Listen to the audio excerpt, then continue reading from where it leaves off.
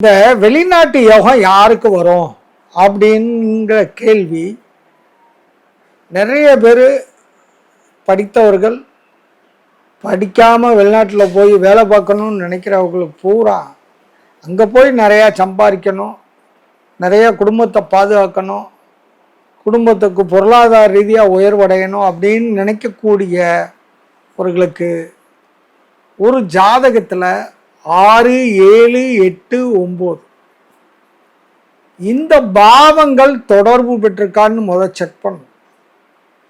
இந்த பாவங்களுடன் 12ஆம் பாவம், அதாவது 6, 7, 8, 9 இந்த 4 பாவங்களும் ஒன்றொன்றும் தொடர்பு ஏற்பட்டு 12ஆம் பாவ அதிபதிக்கும் இந்த தொடர்பு இருந்தால் நிச்சயமாக வெளிநாடு போகலாம். செலவே இல்லாமல் போகிறதுக்கு உண்டான வாய்ப்பு உருவாகும். இது உங்கள் ஜாதகத்தில் இந்த ரகசியத்தை நீங்கள் தெரிந்து கொள்ளுங்கள்.